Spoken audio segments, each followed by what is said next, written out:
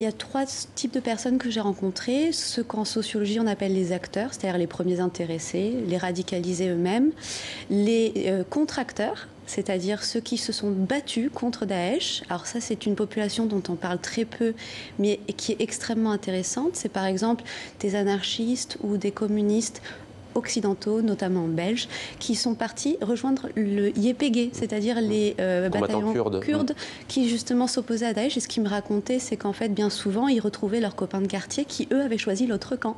C'est-à-dire qu'en fait, ils se battaient contre des amis du voisinage. Et puis, il y a les non-acteurs, c'est-à-dire tous ceux qui sont à la périphérie, qui côtoient ces gens. Je pense, alors ceux qui m'ont le plus aidé, bon, il y a les avocats, comme vous le disiez, mais ce sont les aumôniers.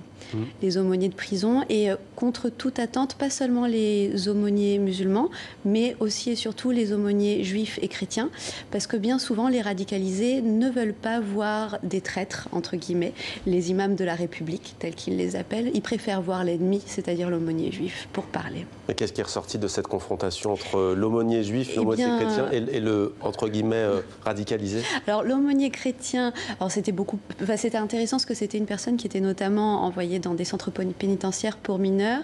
Et donc, là, c'était plutôt des détails d'ordre sociologique, comme par exemple le fait que les radicalisés passent leur journée devant la télévision pour entendre citer leur nom.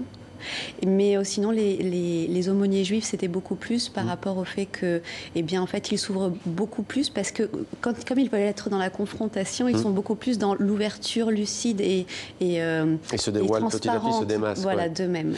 Alors, vous l'avez dit, hein, cette soif de reconnaissance et de gloire, entendre leur nom à la télévision, en fait, quand on lit votre livre, on se dit que c'est tout un monde qui est tout sauf homogène.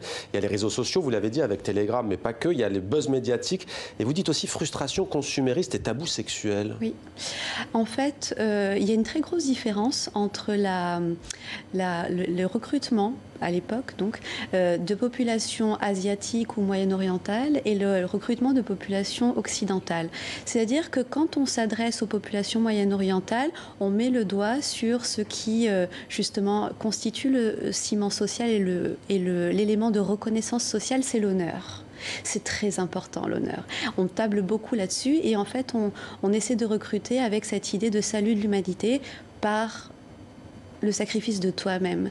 Tandis qu'en Occident, en fait, les recruteurs avaient intégré le fait qu'on soit dans une société de consommation. De jouissance, de plaisir aussi, d'où en attendant le paradis. Ouais. Tout à fait.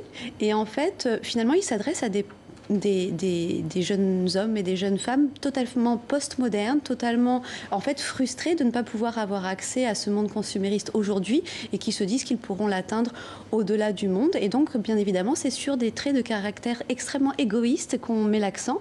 Et quand vous regardez les papiers que laissent les terroristes avant de partir pour mourir, en fait, il s'agit véritablement de revendications extrêmement égoïstes et le salut de l'humanité n'est pas forcément quelque chose qui revient de façon récurrente.